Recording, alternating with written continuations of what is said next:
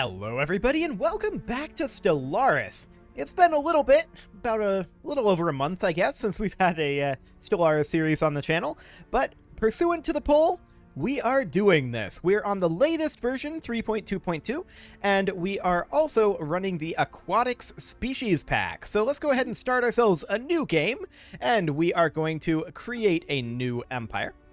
Excellent. And we're not going to be humanoid this time. Last time, of course, we were Ethiopia, and that is not what we're going for this time. Now, we want to be aquatic. And it was requested that we be cyborg fish. I'm not seeing anything here that immediately looks super cyborgy.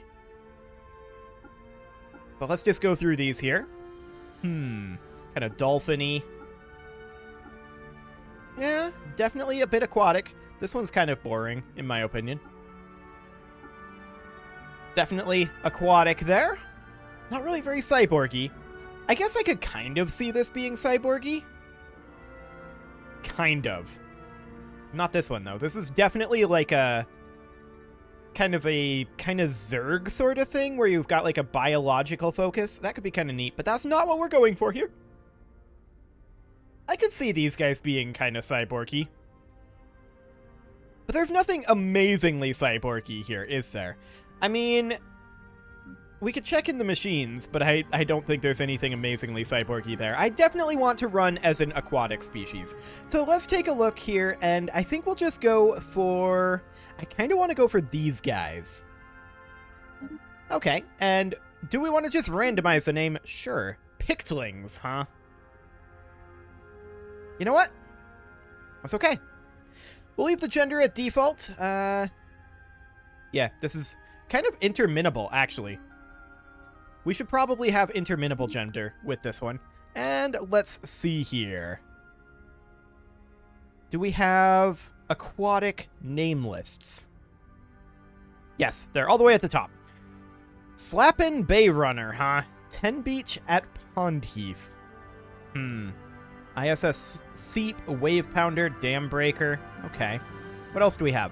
Barnacle Zamira, Bloody Chung, Mad Baldassar, Purple Joan, Little Chink. This is like piratey. The Sweet Space Maid, Siren, Burning Blade. Yeah, this is very piratey. Buccaneer's Birth, Plunderer's Reprieve. Okay, that's not really what we're going for here. Hemmelcart, Milk Piles, Azrubal, Ruler of the Stars, Twilight's Beacon, Overlord of the Seven. Okay, so this is kind of like cultish. A little bit. I mean, Sovereign of War, Eternity's Sovereign. We may actually end up going for this. Let's take a look at what the Aquatic 4 list is like. Bertha Bloomfield, Agnes Fitzgerald, Jane Bork, Christopher Walpole. This is not really what we're looking for, I think. Port Eleanor, New Ruthby, Port Genevieve. Yeah, this is not really what we're looking for here. I think that this is the best name list for us. What ship prefix do we want? Well...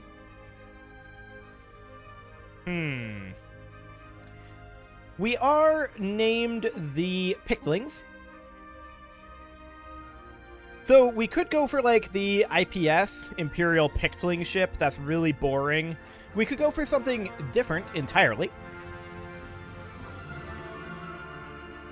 We could go for the pun. I have no idea what that would stand for. I'd have to think about that one. Democratic Association of the Majority of the Pictlings, if we're democratic, but I don't think we are. That is actually a pretty good one. But I don't think we're democratic.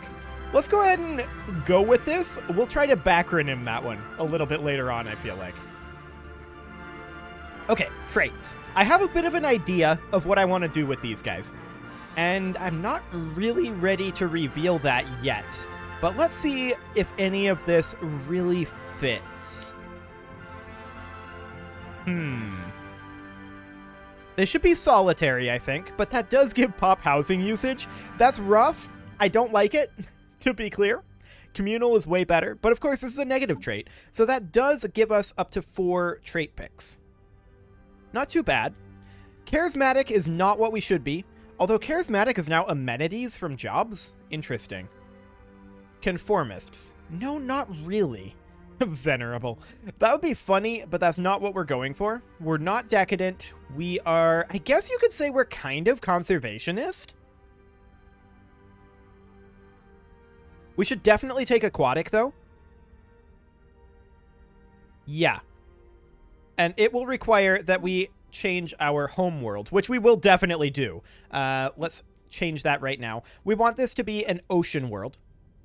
There we go. And we go back in here. That allows us to grab aquatic, which we're definitely doing. Ocean habitability of plus 20%, minus 10% housing usage on ocean worlds, which actually offsets the pop housing usage from solitary. That's neat. Food, energy, and mineral output on ocean worlds plus 10%.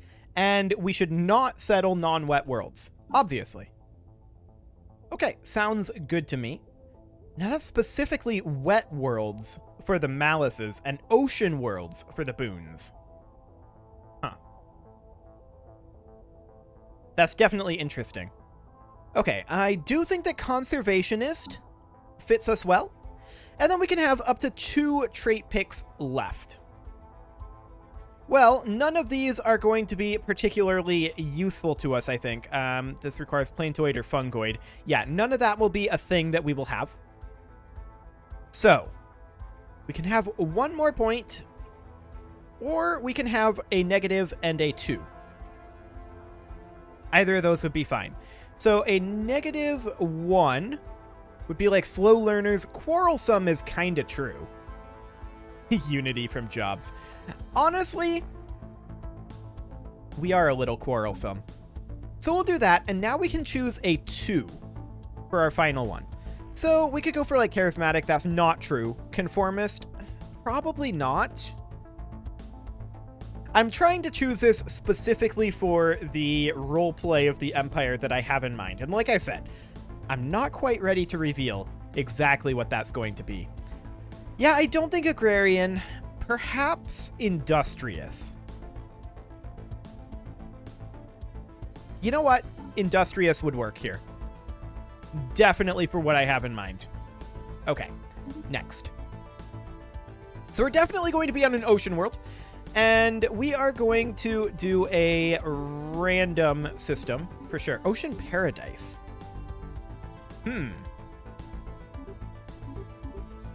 There's, of course, the Shattered Ring, but there was a request for the Shattered Ring, but I think due to the fact that we are doing the aquatic species, I think we're going to go for the Ocean Paradise. I want to see what that actually does. Utah, huh? It gave us the same name twice in a row. Dolgo's Reach, Delphine's Eddy, Dolgo's Reach again, Delphine's Eddy again, Salarim Cove, and Hearthsea. I like Hearthsea, with our star being named Haven Sky. I like it. Our city appearance is, of course, going to be aquatic cities. Oh, and we missed something up here. What did we miss? Solar System Initializer Ocean Paradise is not valid for Empire starts. What? Maybe we have to have a particular set of ethics? This will always be the starting system when using the Ocean Paradise origin. Okay, we haven't gotten to our origin just yet. However, we already know what we want, so that's great. We want the Ocean Paradise. Since its birth, the civilization has enjoyed peace in a generous environment with no natural enemies, enabling unhindered growth and opulence.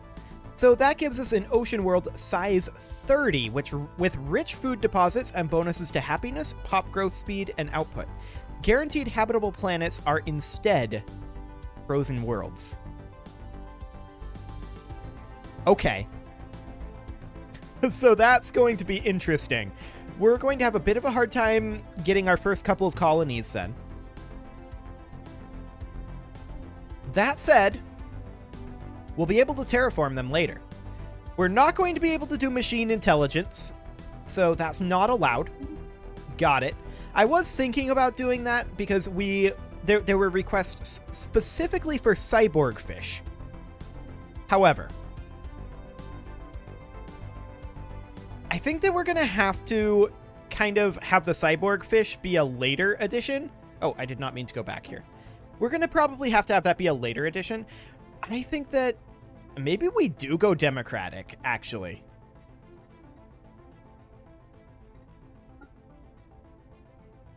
I think that that works. The Democratic Association of the Majority of the Pictlings. I like it. Now, we should definitely take anglers here. On ocean worlds, agriculture districts are uncapped. On wet worlds, farmers are replaced by anglers and pearl divers. Anglers replace or produce 8 food and 2 trade value, and pearl divers produce consumer goods and trade value as the aquatic trait. I mean, we already had the aquatic trait, so that is great. We definitely want to take that. What else do we want here? Catalytic technicians turn food into alloys? That... Agriculture districts are uncapped.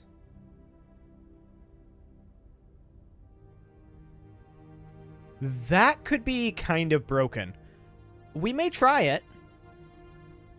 Diplomatic corps, efficient bureaucracy, environmentalist, blah, blah, blah. I actually kind of think that we're going to go for catalytic processing. I want to try that. As far as our ethics go, we are going to be... Let's see. What do we want to do here for the roleplay? That's a good question. We're not really materialist. Not really egalitarian. We might be considered a little bit xenophobic from the outside, but we certainly wouldn't consider ourselves that. So maybe we'll take 1 point of xenophobe. We may want to take militarist, but I don't really think that that's... Again, this is something that we might be viewed from the outside, but we wouldn't really think of ourselves this way. Authoritarian, on the other hand, yes, we would consider ourselves authoritarian, but not fanatics on the authoritarian front. And xenophile... No, you can't do that, obviously. We're not really pacifistic. Maybe we would be materialist, actually. Now that I think about it a bit. We're certainly not spiritualist, we're not militarist, we're not a xenophile because we're a xenophobe, and we're not a pacifist really either. So that kind of means that we're materialist. We're not going fanatic into any of these though. And I think that will work. What are we lacking here? Oh, we didn't choose our... Oh, right, we're authoritarian. We can't be a democratic... So we should probably be egalitarian then. That would help. Okay. Advisor voice. What does the aquatic advisor sound like? We all have the makings of greatness in us. Okay. We just need to take the helm, chart the course, and enjoy the ride. Okay, kind of piratey. We'll go with that. We haven't played with the aquatic voice, obviously. And, I mean, we have to do this now. This has to be the Democratic Association of the Majority of the Pictlings. Kind of long, with the adjective being Pictish. There we go. We should probably change the species name up here to be, instead of Pictling, just Pictish. There we go. Perfect. What is our flag going to be? Well, I don't like these primary and secondary colors for sure. I usually like to be either blue or green. And I find that like a light blue is often a pretty decent one, but I do like green as well for the primary color. And then the secondary color we can have be like a light blue. That usually works well for showing off the borders. So that should be fine. And as far as our actual sigil goes and our shape here, I mean, kind of oceany. That could work. And actually, instead of being green in the ocean, we could maybe go for either a dark green to be like kind of algae-ish, or we could go for another shade of blue, kind of like this. And actually, I'm going to go for this. Zoological. Are there any new ones here? I mean, we can have like octopus or squid. That's kind of aquatic-y. That's not really what I'm going for here. I'm looking for one thing. Actually, the feathers kind of works. For a dumb reason. And we're probably not going to go for that. Maybe this? If you claim that it's a bucket. But I don't think it's a bucket. Now, this is a bucket. Perfect. That's what we're going to go for. Go for right there. Our ship appearance is, of course... Oh, this is actually... this is a new setup that they have here. Presumably because there are so many appearances now. Aquatic ships look like this for the corvettes and the destroyers and the cruisers and the battleships. The Titans, construction, colony. Yeah, this is pretty cool looking, actually. I like these. Yeah, that's neat. So we're going to go with aquatic ships, and we're just going to roll up a random Bodemel cart. That is our ruler here. What do we have for phenotypes, hairstyles? Nothing really other than color variants. Turns out we don't wear clothing. I guess that's fine. For our room, are there any special rooms for the aquatics? I don't see any actually new ones here. Okay. This one. We're going with this one. Perfect. It's nice and rusty. I like it. Okay, I think we are good to go here. So we'll go ahead and save this as the Democratic Association of the Majority of the Picklings, or DAMP. And there we go. We're going to run huge, so 1,000 stars. They've definitely cleaned up the end game performance. We discovered that last game, so that's great. Elliptical Galaxy, I think we'll go with Elliptical, honestly. I used to play on ARMS back when everyone used Warp, but now that everyone uses hyperspace lanes, I find that Elliptical is just fine. We're going to leave this mostly on default, but as we were before, in fact, let's just reset this to default. We'll bump that up to 1,000 stars. Mid-game start year is 2,300, 2,400. We're not going to have a victory year. We'll determine when our victory is. Crisis will be random. All of this will be left at default, but instead of being at Ensign difficulty, let's just crank that up to Grand Admiral. Perfect. Scaling difficulty will be off. I want it to be Grand Admiral from the get-go. Everything else, I think, should be completely normal. It's not eligible for achievements, but that's only because we're having Iron Man off, and that is on the off chance of having save game corruption, which does happen occasionally. So we're going to go ahead and play this. Excellent. And we'll see about becoming cyborgs a little later on. Joy to those who possess the wisdom of acceptance. So goes a common proverb in Pictish society. The bounty of life is all around once one learns to appreciate it. In such waters, long have we prospered. But our elders do not sense the stagnation. They confuse our survival instincts with impatience. We do not seek change, change will find us.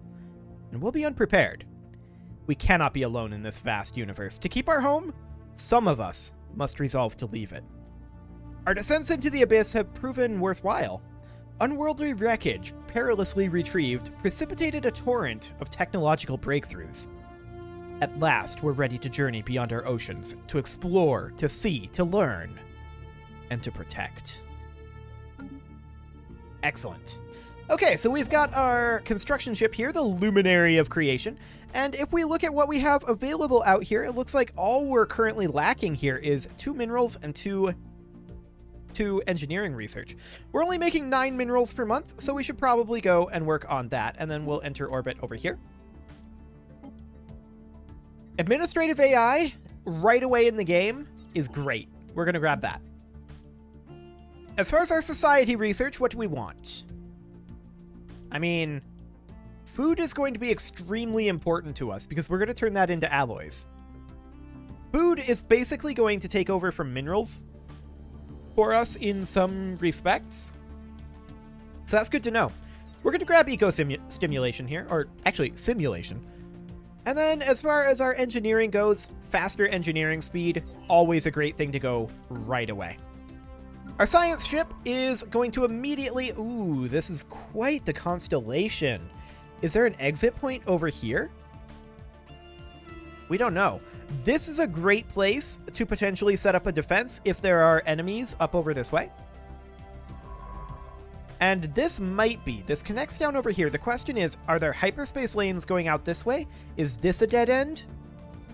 That's the question. I'm guessing there are 2 ways out of this constellation, and we need to find out as soon as possible. We're going to go survey this system up here, this class G star.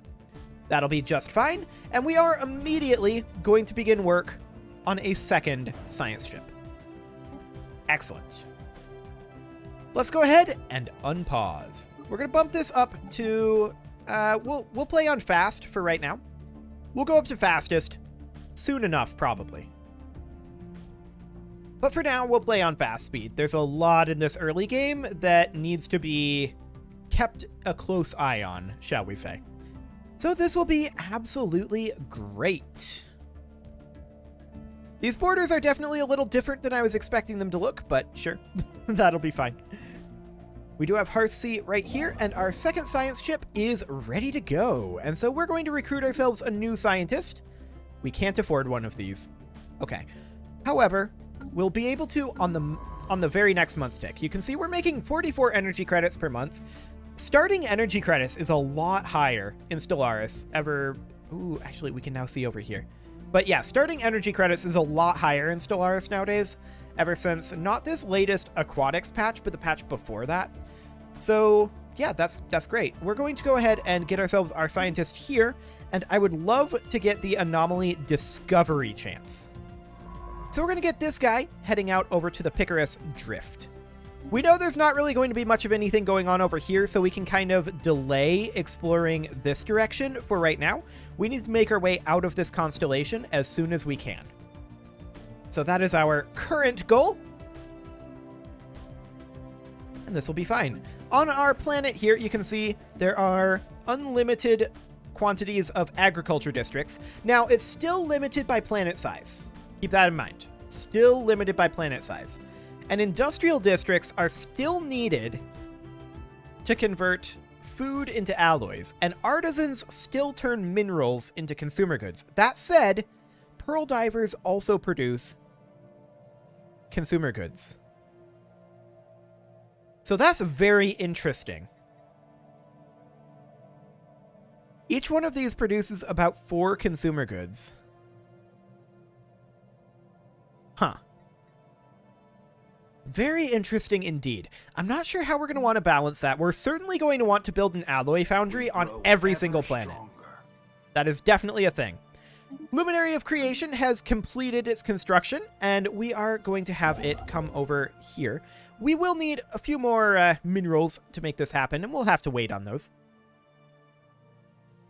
That is just fine. Our lookouts have detected an anomaly. Indeed they have. A small rectangular object on the surface of this planet is deflecting all scanning beams like a mirror. Our sensors are unable to determine its material composition. We'll leave anomalies be for now, and we will come back to those. We have exploring to do. We can't waste our time on pitiful things like anomalies. We need to figure out where things are. And so we shall. So we definitely want to build an alloy foundry on our planet fairly soon. We probably want to build a mining district as well. We're certainly having a bit of a mineral crunch at this moment. The question is, will that mineral crunch continue? We'll get our research station building here. We'll leave this be for now as well. We will come back and read those anomalies when we're actually doing them. For now, all we want to do is discover the anomalies and make our way out over this way and find where our borders are going to end up being. That is the overall goal for now. So that will be great. And we do know that a lot of our guaranteed worlds are going to be frozen worlds instead. Oh, here's one. Here's a frozen world here. So that will be a terraforming thing. That'll be a good terraforming target for us. We grow ever stronger. Okay, we found another anomaly. That's great. And that is our research station finished up. At this point, we're going to head up. I think we're going to finish this one first. So we're going to head on up there. Should be fine. Only a little bit of trade value here and some energy credits so far. We haven't found anything hugely interesting. That's okay. We don't need anything hugely interesting just yet. I wouldn't mind getting a single mining district here. I feel like that would help. We've also got some admin offices, commercial zones. We want to get an alloy foundry on here as soon as we can as well. That's going to be important, to get an alloy foundry on every single planet. Space-time continuum ahead. We'll continue to come back to those eventually, those anomalies. For now, no real worries about them. So the Luminary of Creation is going to build a starbase up here as soon as it can. We'll need, of course, alloys and influence for that. That's fine. It is, however, about time to put a cut in here. So I'm going to go ahead and do that. And next episode, we will begin grabbing at the stars. You can leave your offerings to the engagement gods in the form of likes, comments, subscribes, and bell ringings. And I will see you all next time.